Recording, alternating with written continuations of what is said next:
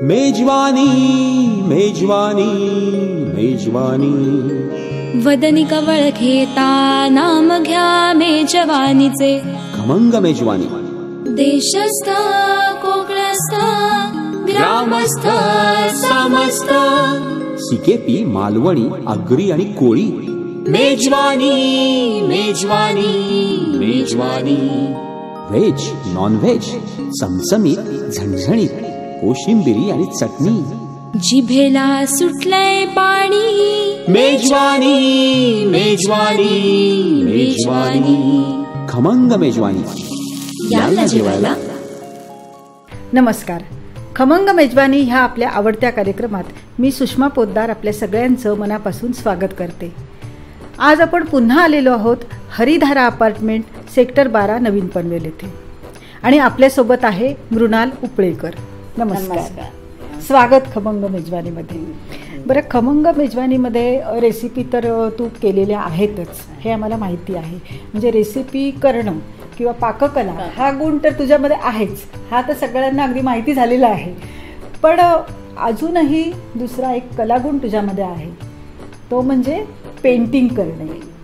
तर आपण तर रेसिपी बघणार आहोतच, तू काय करून दाखवणार आहे हे पण जाणून घ्यायचंच आहे. पण त्याच्या अगोदर आपण ह्या तुझ्या कलागुणाविषयी बोलू.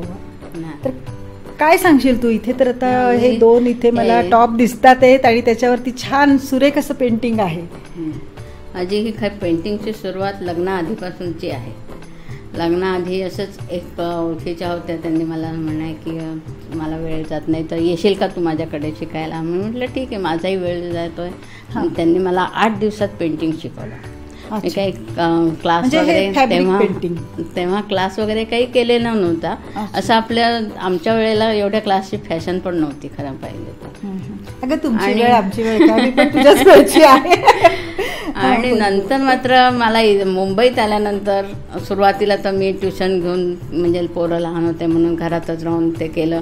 पण नंतर मला माझ्या कलेला वाव पाहिजे होता, मला काहीतरी पुढे करायचं होतं असं माझं खूप म्हणजे तळमळ होती. आणि मला सुरते मॅडम माहीमला पेडिलाइटच्या वर्कशॉप घेतात ते. अच्छा. त्यांच्याकडे मला असं जायला मिळालं. तर त्या सिटिंगवर अशा घ्यायच्या की 10 सिटिंग 12 सिटिंग आणि ॲडव्हान्स कोर्स शिकवला त्यांनी मला. अच्छा. आणि ॲडव्हान्स कोर्स म्हणजे त्यांनी मला नुसतंच ब्रशने, म्हणजे आधी तरी मी छापून मग पेंटिंग करायची, पण त्यांनी मला नुसतंच ब्रशनीच कसे करायचे ते शिकवलं. खूपच सुंदर. म्हणजे त्यामुळे माझ्यात डेव्हलपमेंट खूप छान झाली. मी त्यांच्याकडे 10 दिवस म्हणजे असं सकाळ ते रात्रीपर्यंत बसून केले.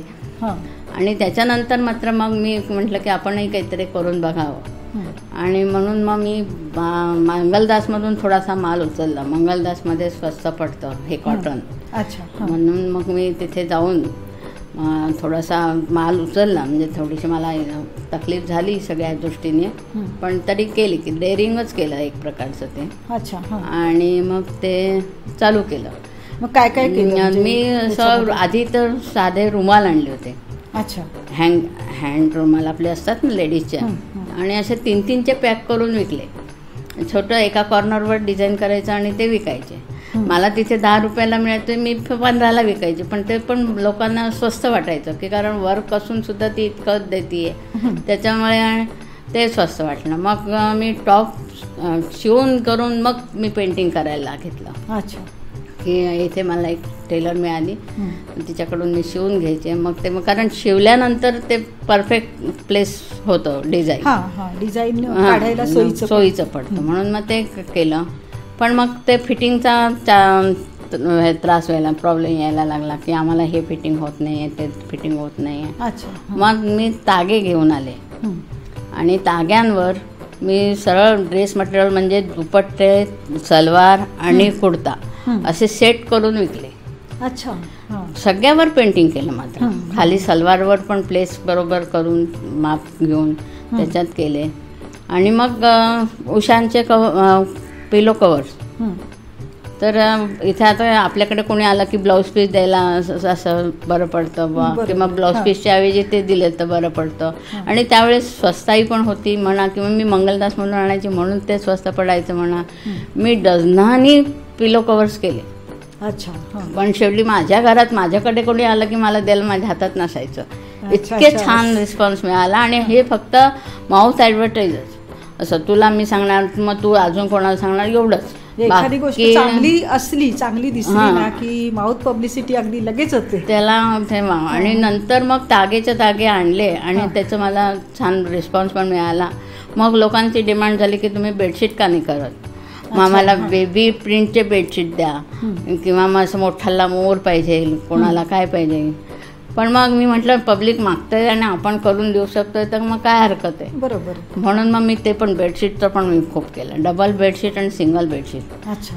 भरपूर मला रिस्पॉन्स इथे छान मिळाला आणि माझ्या मेहनतीला दाद खूप छान मिळाली.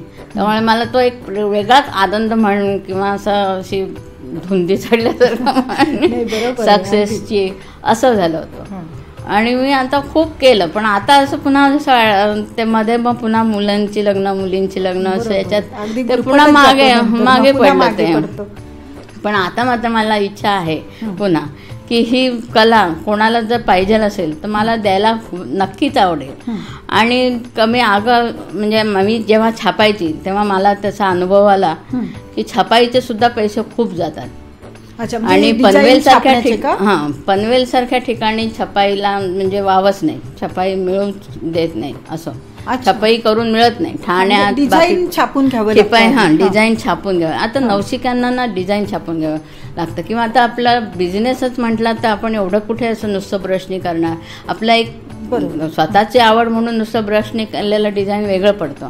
आणि आता आपल्याला बिझनेस म्हणूनच इतकं सारं करायचं आहे म्हटल्यावर मग आपल्याला छापून मग ते पटपट होतं. आणि त्या छपाईसाठी मला खूप त्रास पडला. आणि आता तसा कोणाला पडू नये किंवा तसे कोणाचे पैसे वाया जाऊ नये याच्यासाठी मला असं वाटतं की मी ते तुम्हाला जर कोणाला इच्छा असेल ना की आम्हाला फक्त डिझाईनच छापून मिळत नाही त्यामुळे प्रश्न पडतो तर ते मी ते काम करायला आवडेल. मला ते काम सुद्धा करून मिळेल आणि डिझाईन सुद्धा छापून पाहिजे तर डिझाईन पण कुठल्याही प्रकारचं डिझाईन असू दे मी ते छापून देऊ शकते. पण मी पेंटिंग करायचं लोकांना तर सांगेल की तुम्ही जास्त करून कॉटनवरच करा, कारण कॉटन म्हणजे कापडा इतका छान असतो आणि ते कापड फाटेल पण पेंटिंग खराब होणार नाही याची गॅरंटी देऊ शकते मी. अशी म्हणजे कॉटनवर जास्त छान होतं. सिल्कवर पण होतं, नाही असं नाही. सिल्कला वेगळे कलर वापरावे लागतात, त्याचे चमकिंग वेगळं असतं. पण त्याचा टिकाऊपणा मी इतका गॅरंटेड देऊ शकत नाही जितका कॉटनचा देऊ शकतो. अच्छा. असं मग याच्यासाठी हे जे रंग वापरले जातात हे स्पेशल असतील ना. हे तर अगदी असं वाटतं की एम्ब्रॉयडरी केल्यासारखं दिसतंय ना. एकसारखं येतं, छापाई केल्यामुळे ते एकसारखी येते. खूप सुरेख. आणि ते करायला पण म्हणजे असं पेशन्सच पाहिजे. म्हणजे असं भरकन आम्ही येता जाता करून मोकळे हो असं नाही नाही. सुबक आहे, अगदी सुबकता आली पाहिजे. सुबक आणि रंग कॉम्बिनेशन समजलं पाहिजे, कलर कॉम्बिनेशन पण समजलं पाहिजे. नुसतं तुम्ही तर कसंही केलं मध्येच निळा मध्येच पांढरा कसं तरी केलं तर त्याला काही उठाव येणार रंगावरती कुठला रंग आणि त्याचं कॉम्बिनेशन कसं आहे पाहिजे तर ते पाहिजे. आणि थोडं ब्रश वगैरे पण वापरण्याचं ब्रश हँडलिंगच म्हणजे आमच्या बाई म्हणायचं की ब्रश हँडलिंगच शिकायचं असतं पेंटिंग म्हणजे बाकी दुसरं काही नसतं. पण त्यांनी म्हणजे चपटे ब्रश, राऊंड ब्रश असे बरेच ब्रश असतात तिथे. पण असं म्हणजे आता बांबूच्या झाडाचं सुद्धा डिझाईन आम्ही एका ब्रशमधून करतो, कारण ते चपट ब्रश असा मोठा असतो तो घ्यायचा, मग त्याला अशा हे छानच म्हणजे ते टेक्निकच एक वेगळं असं. तर त्यामुळे ब्रश हँडलिंगच म्हटलं तरी काही हरकत नाही पेंटिंग म्हणजे. पण ज्यांना शिकायचं आहे किंवा ज्यांना असं अजिबातच येत नाही तर मग त्यांनी डिझाईन छापून घेऊन शिकायला काहीच हरकत नाही. छपाई कशा प्रकारे केली जाते? छपाई म्हणजे आता हे घ्यायचा ट्रेस पेपर घ्यायचा, त्याच्यावर आपल्याला पाहिजे ते डिझाईन काढायचं आणि मग त्याला टाचणीने होल करत जायचं.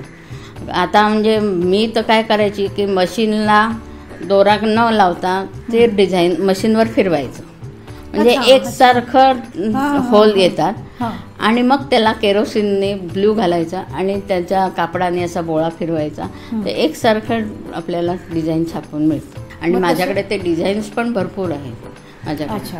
म्हणजे मी तो स्टॉक अजून की आपण करू शकू अजून का stock ठेवलेला असं आहे तसाच सगळा. ठेवलेला आहे. म्हणजे एक आठवण म्हणून पण ठेवता येतं आपल्याला. आणि उपयोगी की येईल ना उपयोगी येईल कोणालाही. पुन्हा बरोबर. कोणाला की कोणी जर इंटरेस्ट दाखवला तर त्यांना देता येईल असे म्हणजे हे आहे. इथे सुद्धा ह्या ड्रेसवर पण हे खूप छान काम केलेलं आहे. इथे हे फुलाचं डिझाईन हां, फुलाचं design. आपण असं दाखवूया का नीट? हे याला शेडिंग करायचं. हा, हे शेडिंग पण खूप शेडिंगच छान येते केलेलं आहे. आहे. पण ते ना आपल्या प्रॅक्टिसने हात बसला की ते छान दिसतं. असं मध्येच लांब, मध्येच जाड, मध्येच बारीक असं होतं. नवीन शिकायला असं होतं. आणि हे पण इथे सुद्धा ही हे जाळी अशी जाळी, आहे, पण हां. किती सुरेख केलेलं आहे. कारण हे बारीक काम आहे ना, बारीक बारीक काम ब्रशनी आहे, केलेलं बारीक असणार. काम आहे ते. बारीक प्रश्न करायचा. म्हणजे वाटत नाही असं की हे पेंटिंग आहे. हां. हे दोऱ्याने केलेलं काम असं एम्ब्रॉयडरी आणि त्याला कसे नंबरचे ब्रश असतात. हां आणि तुम्हाला पाहिजे तर मला फ्लॅट ब्रश वापरायची सवय. म्हणजे असे चपटे ब्रश येतात ते वापरायची सवय. कोणाला राऊंड ब्रश वापरायची सवय असते. अच्छा. पण मी ते फ्लॅट ब्रशच्या 2 नंबरच्याने सुद्धा अगदी 0 नंबर सारखे लाईन काढू शकते. अच्छा, तर म्हणजे ते ते प्रॅक्टिस तंत्र होतं. एकदा हां, अवगत ते झालं की एकदा मग अवगत त्या झालं प्रकारे की न त्याप्रमाणे करता येऊ आपण शकतो. करू शकतो असं. अच्छा. आणि जेवढी तुमची बारीक, आता हे तू म्हणतेस ना हे शेडिंग, तर हे शेडिंग द्यायला तुमची जेवढी बारीक रेग येणार तेवढं ते जास्त छान दिसणार. असं मध्येच जाड मध्येच बारीक असं नाही व्हायला पाहिजे, एकसारखी यायला मग पाहिजे. साधारण किती दिवस प्रॅक्टिस साधारण लागते एखादं? म्हणजे आता आवड असेल त्यांनी एक म्हणजे 8 दिवसात सुद्धा होऊ शकतो, नाही तर महिनाभरात सुद्धा होऊ अच्छा, म्हणजे शकतो. आवडीवरती आवडीवरती खरं आहे. तर. तुमचा इंटरेस्ट म्हणजे कितपत हां, आहे 8 ते. दिवसात सुद्धा येईल, 8 नाही तर दिवसात. 80 दिवस शिकलं तरी हो, येणार नाही. हां. बरोबर ना, नाही, सवय म्हणजे सवयीच. तुम्ही इच्छा पाहिजे त्याची मनात. इच्छा पाहिजे. आणि तुम्ही पण घरी पण थोडंसं करून बघितलं पाहिजे, तर मग ते तुम्हाला लवकर राहणार. बरं, म्हणजे मग याची क्लास वगैरे घेण्याची इच्छा आहे इच्छा अजून? आहे. कोणी आलं तर अगं क्लास म्हणजे काय, आपली कला कोणाला तरी द्यायची एवढंच आहे. बरोबर. त्याच्यात म्हणजे असं वाटतं ना की म्हणजे जसे की आपण ट्युशन घेतो तर म्हणजे आपल्याला जे येतं तेच आपण पोरांना शिकवतो किंवा त्यांना फायदा होतो, तसंच हे सुद्धा हे असंच बरोबर, आहे की अर्थातच. आपल्याला जी कला आहे ती त्यांना शिकवावी, हां. तेवढी त्यांचा फायदा होईल त्यांचा म्हणा पण किंवा फायदा आपल्यालाही होईल, आनंद, आपल्याला देखील आपलंही विद्यार्थ्यांचा वाटतं त्याच्यातून वापरतं. ज्ञान. हां, वेगळ्या कल्पना येतात आपल्याला त्याच्यातून. बरोबर. त्यामुळे ते सगळं आवडेल मला. आणि त्या अजूनही मला इंटरेस्ट आहे त्याच्यात खरं म्हणजे. बाकी खूप छान, खूप तसं. छान. बरं, मग आज आता हे एम्ब्रॉयडरी आणि हे सगळं खूप छान वाटलं, खूप छान आहे सगळं. आणि तुला म्हणजे तू क्लास घेण्याची इच्छा आहे, शिकवण्याची इच्छा आहे, तर त्याच्यामध्ये तुला यश नक्कीच मिळेल असं वाटतंय मला. बरं, आज रेसिपी कुठली करणार आहेस? रेसिपी मी आज पारंपरिक करणार आहे. पारंपरिक म्हणजे काय गं, म्हणजे असं की आपल्या पूर्वीच्या लोकांना काही इडली डोसे असा हा प्रकार माहिती नव्हता, किंवा काही वाया घालवणं हे सुद्धा त्यांच्या मनाला पटणारं नव्हतं. म्हणजे आज सुद्धा आपल्याला सुद्धा नाहीच पटतच नाही. पण तरी सुद्धा. तर आणि मग काय जे साठवणीचे गहू घ्यायचे, साठवणीचे तांदूळ घ्यायचे, आणि मग ते गहू चाळून त्याच्यात तेल लावून ठेवायचे, तांदूळ चाळवायचे, आणि मग त्याला पावडर लावून ठेवायची. मग ते चाळल्यानंतर जे खाली उरतं बारीक कणी, म्हणजे तांदूळाचीच बारीक कणी राहते, तर मग ती पुन्हा धुवून स्वच्छ साफ करून ठेवायची, वाळवायची. पण त्याचा भात पण काही चांगला होत नाही, असा एका ठिकाणी गोळा होतो. मग त्याचं काय करायचं वेगळं वेगळं. तर मग कोणी कधी थालपिठात भाजणीमध्ये टाकणार, कधी काय. पण त्याचे पोहे, उपजे पोहे म्हणतात, की त्या कण्या 2 तास आधी भिजत टाकायच्या, आणि मग हिरवी मिरची कोथिंबीर घालून त्याची फोडणी करायची, आणि ते असं मंद आचेवर थोडं पाणी घालूनच शिजवायच्या. अशा सुंदर होतात पोहे त्याचे. असं पोहेच म्हणतात त्याला, उपजे पोहेच म्हणतात. आणि हा पारंपरिक पदार्थ आहे. म्हणजे कचऱ्यातून कला जशी आहे ना, तसंच असं कोंड्याचा मांडा करणं, हा याला म्हणजे पूर्वी कसं की तो भात गिरणीमध्ये भरडायला वगैरे दिला जायचा, आणि त्याच्यानंतर मग त्याला चाळण ठेवून मग कोंडा बाजूला काढला जायचा, मग त्या कण्या उरायच्या, मग तो अखंड तांदूळ सगळा मिळायचा. मग तो अखंड मिळालेला तांदूळ त्याला पावडर वगैरे लावून म्हणजे तो साठवला जायचा, आणि मग त्या कण्या भरपूर उरायच्या. तर मग काही वेळेला कधी कधी त्याचे अनरसे पण व्हायचे की अधिक महिना आलाय, मग त्या कण्या भिजत आणि मग अनरसे करा. तर मग पण मग असं हे हा पदार्थ पण सगळ्यांनी आवडीने खातात पण. आणि सारखा रोजचा भात खाण्यापेक्षा हे कधीतरी पोटभरीचं किंवा संध्याकाळचा नाश्ता म्हणून हे चालतं सगळ्यांना. म्हणजे बघ, आता आपल्याला आज उपजे कसे करायचे हे बघायला मिळणार आहे. तर बरं, तयारी झालेली आहे ना? झालेली तयारी. रेसिपीची तयारी झालेली आहे. पण रेसिपी करण्या अगोदर आपण घेऊया एक छोटासा ब्रेक. कुठेही जाऊ नका, पाहत रहा खमंग मेजवानी. खमंग मेजवानी. मसाल्यांची दुनिया आहे अद्भुत सारी. मोठे संडीत मसाल्यांची टेस्ट आहे लय भारी. तिच्या हाताला आहे चव, ती कुशल गृहिणी थारी. मोठे स्पेशल मसाल्यांची आहे किमया न्यारी. मोठे मोठे मोठे मसाले. विसरणी जा मसाले आता फक्त कोठे म्हणा. कुशल गृहिणीची एकच पसंत फक्त कोठे येणा.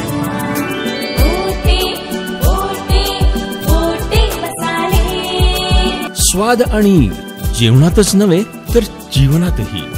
सुपर मिक्स मसाला, स्पेशल गरम मसाला, तयार चिकन मसाला, तयार मटन मसाला, स्वादिष्ट भोजनाचे रहस्य पोटे मसाले. पनवेल. काय बाबा काका मामा आजोबा सगळे आजकाल खुश असतात, कारण आई काकी मामी आजी न चुकता खमंग मेजवानी बघतात. सोमवार व गुरुवार दुपारी 1:30 वाजता. वहिनी, तुम्ही नाराज होऊ नका. आम्हाला माहितीये तुम्हाला दुपारी 1:30 वाजता शक्य होत नाही, म्हणून तीच खमंग मेजवानी घेऊन आम्ही पुन्हा येतोय मंगळवार आणि शुक्रवार सायंकाळी 6 वाजता. चुकवू नयेच अशी खमंग मेजवानी. तेव्हाचा चिंग्या तसाच होता. माझे इथल्या बँकेत अकाउंट नाही, त्यामुळे माझ्याजवळ पैसे नाहीत. माझे पैसे तुम्हीच भराल का रे मित्रांनो? नंतरचा चिंग्या तसाच होता. काय करू मित्रांनो, आज माझी बँक बंद असते. चिंग्या अजूनही बदलत नव्हता. आता माझ्याकडे पैसे आहेत, पण चेकबुक नाहीये. चिंग्याची कारणं थांबत नव्हती. आता मला मोबाईल मधनं पैसे ट्रान्सफर करता येतात बरं का. पण नेमकं त्याच बँकेचं ऍप माझ्या मोबाईल मध्ये नाही. बस, कारणं संपली. अरे पण उठा, फोन कर, ट्रान्झॅक्ट. तुला पण माहितीये ट्रान्झॅक्ट.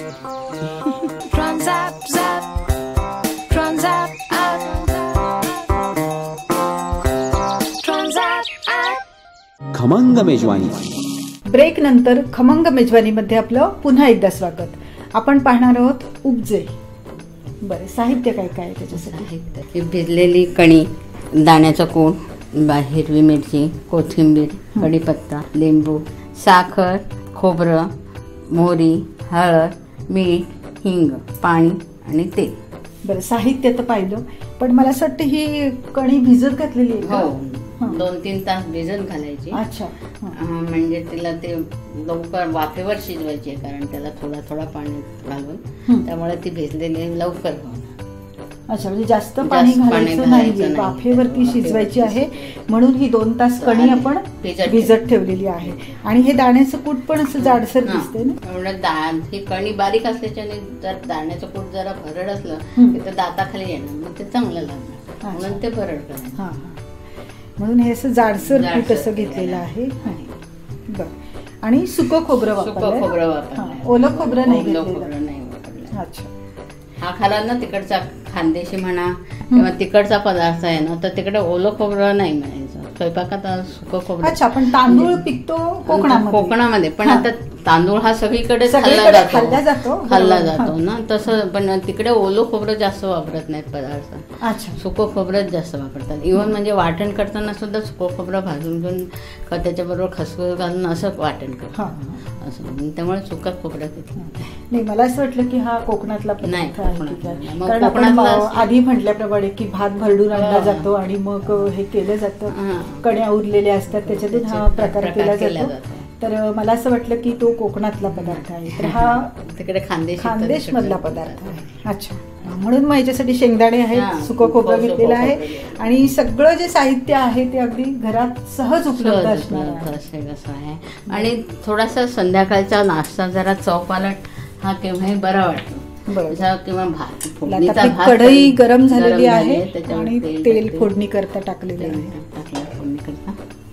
आणि भाताचा हा वेगळा प्रकार ना खायला मिळतो. हां. म्हणजे पुलाव म्हणा किंवा किंवा फोडणीचा भात हां. वगैरे असा केला जातो नाही का. पण एरवीला कसं होतं भात हा मोठा कधी कदाचित टचटचीत पण होतो, तो कोणाला आवडत पण नाही मोकळा झाला तर. पण हे जर मोकळे झाले ना तरी छान लागतात. हे अच्छा. थंड झाले तरी चांगले लागतात खायला. अच्छा. हे उपजे आहेत हां, ना हां, ते हां. कारण बारीक कणी आहे ना त्यामुळे ती मऊ राहते छान. हां हां हां. म्हणजे भात कसा मोठं शीत असल्याच्याने ते टचटचीत होऊ शकतं किंवा वाळून बरोबर. किंवा हां. असं थंड झाल्यावर नाही. पण हे थंड झाल्यावर सुद्धा छान लागतं. कारण ह्याच्यामध्ये बारीक बारीक कणी कणी आहे आहे. घेतलेली. तेलावर मोहरी तेलामध्ये तडतडली आहे. हं. आता घालते त्याला हिरवी मिरची, हिंग, कढीपत्ता, हं.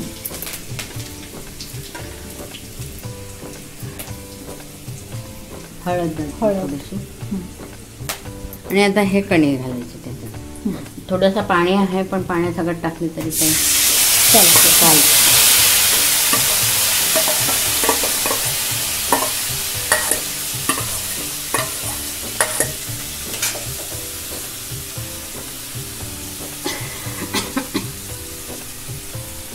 ठसका येतोय ना फोडणीचा. फोडणीचा.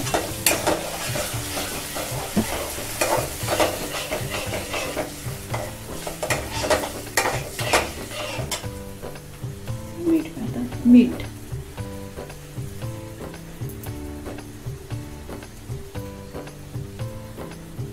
साखर नंतर घालू. हं. वाफ आल्यानंतर घालू. दाण्याचं कूट हे भरडच आहे. हं. दाण्याचं कूट.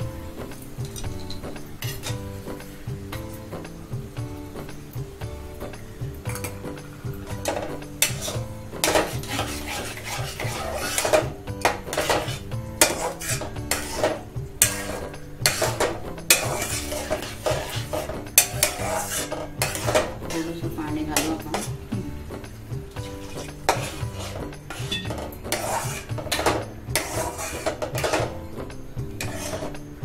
तर ह्याला वाफ येण्याकरता आपण झाकण ठेवणार. 2-1 मिनिटं तरी झाकण ठेवायचं. बरं, मग हा प्रकार तुझ्याकडे कधी केला जातो? असा आता कसं की उन्हाळ्यात काही खायची इच्छा होत नाही, मग थोडंसं काहीतरी चालेल असं होतं. मग संध्याकाळच्या वेळेस हे केलं म्हणजे दुपारीच कण्या थोड्याशा भिजवून ठेवल्या आणि मग संध्याकाळी ते फोडणी टाकलं की मग जेवणाचं काम होऊन जातं. थोडं असं खिचडी केली जाते. खिचडी केली खिचडीला एक वेगळा. हां, तसं हे आहे. आणि नवीन तांदूळ आला की तेव्हाच भरला जातो, म्हणजे त्यावेळेसच ते कण्या पण निघतात त्यावेळेला जास्त प्रमाणामध्ये होतं की नवीन भात भरडून आणल्यानंतर कण्या उठतात त्याचा वेगवेगळ्या प्रकारे उपयोग तो असा उपजे हा प्रकार करण्यात होतो. बरं, मग आवडीने खातात सगळे? सगळे आवडीने खातात. छान लागतोच छान. मग तू पण खाऊन बघशील तर वाटेल. खाऊन बघायचं आहे मला. छान आहे. मला असं ह्या कण्या आपण घेतल्या याच्याऐवजी दलिया म्हणजे गव्हाचा जाडसर जो तुकडे असे असतात अगदी जाड जाड, त्याचंही होऊ शकेल ना अशा प्रकारे. पण असं भिजत घालून कधी मी केलेलं नाही, परतवून केलेलं आहे. अच्छा, असं की दलिया तेलावर परतवायचा आणि मग त्याचा मोकळा करायचा. असं मग थोडं थोडं पाणी घालून शिजवायचा, मग तो मोकळा होतो. तो पण चांगला लागतो. म्हणजे साधारण साबुदाण्याची खिचडी आणि आपली साधी खिचडी याचा हा मधला मार्ग आहे नाही का? कारण साबुदाण्याच्या खिचडीमध्ये देखील मिरची असते, शेंगदाणे असतात. ओके, बरोबर.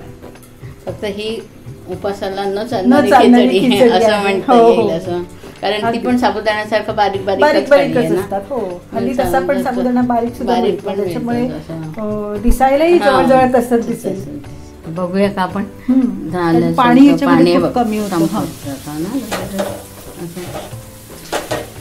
मग ही असं थोडं थोडं पाणी घालूनच शिजवायची पद्धत आहे. अच्छा, एकदम लोटा पाणी घालून मग ते मोकळे होणार नाहीत छान. अच्छा, वाफवले जाणार नाहीत. मग मग तो आपल्या भाताचाच प्रकार होऊन जाईल जर जास्त एकदम पाणी घालून टाकलं तर. अच्छा. म्हणून असं थोडं थोडं पाणी घालून ते आणि मला असं वाटतं भिजवलेले आहेत कण्या त्याच्यामुळे कमी पाणी लागेल. कमी पाणी लागेल आणि लवकर पण हे होते, पण पूर्ण शिजली पण पाहिजे ना ती कणी, असं अर्धवट शिजून नाही चालणार.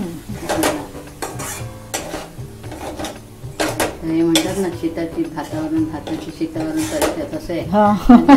हे कणी तापून बघायची, दाबून बघायची, पण अजून मला असं वाटतं पाहिजे लागेल पाणी.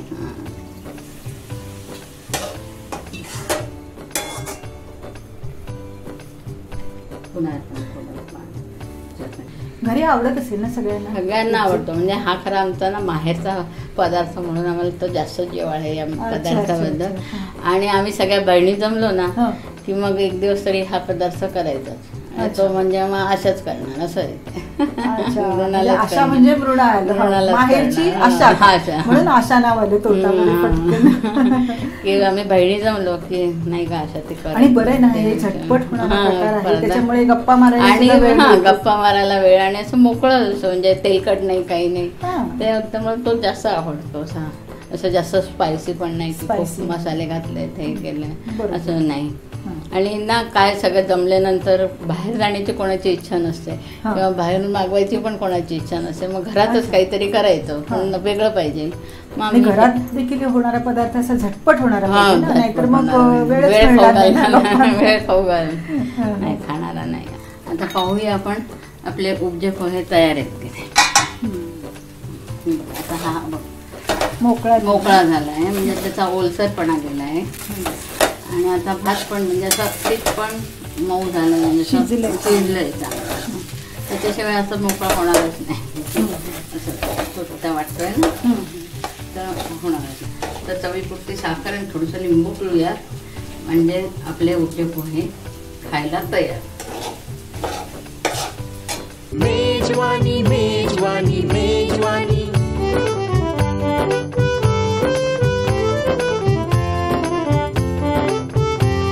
मेजवानी खमंग मेजवानी. हे घे सुषमा उपजे पोहे. तू पण खा माझ्या बरोबर. बघ तुला आवडतात का नाही आवडते.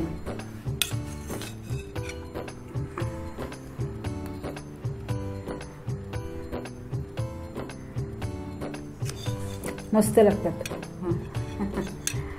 आणि त्याच्यामध्ये जे दाणे घातलेत ना ते दाताखाली आल्यानंतर छान लागतंय.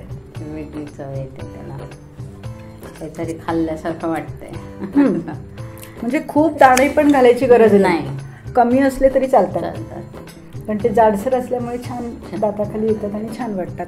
आणि साहित्य पण अगदी कमी आहे ह्याच्यामध्ये.